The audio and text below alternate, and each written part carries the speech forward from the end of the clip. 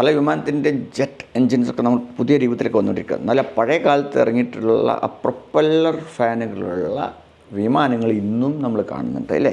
എന്തുകൊണ്ട് അന്ന് നോക്കിയാലോ? ഇങ്ങനെയുള്ള വിമാനത്തിൻ്റെ പേര് C-130, US എയർഫോഴ്സിൻ്റെ ഒരു ഫ്ലൈറ്റ് അപ്പം നമ്മൾ കണ്ടുകൊണ്ടിരിക്കണേ. യൂറോപ്യൻ എയർബസ് 400M, അതും ഈ രൂപത്തിൽ തന്നെ. ഇത് ഇപ്പോഴും ഉപയോഗിക്കുന്നുണ്ട്. അത്ഭുതം അല്ലേ? 1940 മുതൽ ജെറ്റ് എൻജിൻ ഇവിടെ നിലവിൽ വന്നിട്ടുണ്ട്. കാരണം ജെറ്റ് എൻജിൻ തന്നെ അത്രയും സ്പീഡിൽ വിമാനത്തിനെ തള്ളിക്കൊണ്ടാൻ പറ്റുള്ളൂ. മാത്രമല്ല നല്ല ഉയരത്തിൽ പറക്കാനെങ്കിലും ജെറ്റ് എൻജിൻ ആവശ്യമാണ്. കാരണം കാറ്റ് കുറവാവില്ലേ? പക്ഷേ ഒരു പ്രശ്നമുണ്ട്.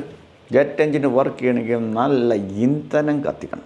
മാത്രമല്ല അതുകൊണ്ട് തന്നെ കുറേ അങ്ങോട്ട് പോകാനും പറ്റില്ല. അതിന് പെട്ടെന്ന് ഇന്ധനം തീരില്ലേ. ഇതുകൊണ്ടാണ് ചില ഫൈറ്റർ പ്ലെയിനുകളും അതുപോലെ തന്നെ പാസഞ്ചർ ഫ്ലൈറ്റുകളിലും താഴ്ന്നു പറക്കുന്ന വേഗത കുറഞ്ഞ ഇത്തരം വിമാനങ്ങൾ ഇന്നും ഉപയോഗിക്കുന്നത്.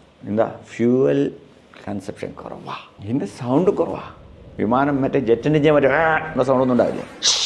അത്രേ ഉള്ളൂ. അത് ചെറിയ യാത്രയൊക്കെ പോകണമെങ്കിൽ പ്രൊപ്പല്ലർ ട്രെയിന് പെട്ടെന്ന് ആകാശത്തേക്ക് പോകാൻ പറ്റും. അവിടെ ചെന്ന് സുന്ദരമായിട്ട് ഇറങ്ങാനും പറ്റും. ജെറ്റ് എൻജിനാണെങ്കിലോ വലിയ റൺവേയിൽ ഓടി അത് പുറകോട്ട് പോയിട്ട് മുന്നോട്ട് കുതിച്ച് മുകളിലേക്ക് പറന്ന് ഒരു താഴേക്ക് എത്തി നിൽക്കണമെങ്കിലും കുറേ അപ്പുറത്ത് പോയി നിന്ന് ഇതിന് കൂടുതൽ ത്രസ്റ്റ് കിട്ടും.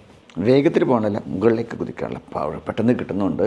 ഇതിന് ചെറിയ റൺവേ മതി. പെട്ടെന്ന് തന്നെ പറന്നു വരാൻ പറ്റും. അതുപോലെ തന്നെ പെട്ടെന്ന് തന്നെ താഴത്തേക്ക് ഇറങ്ങാനും പറ്റും. അതുകൊണ്ടാണ് ചെറിയ ദൂരങ്ങളിൽ പോകുന്ന വിമാനങ്ങൾ ഇന്നും പ്രൊപ്പല്ലർ ഫ്ലൈനുകൾ ഉള്ള വിമാനങ്ങൾ ഉപയോഗത്തിലുള്ളത്.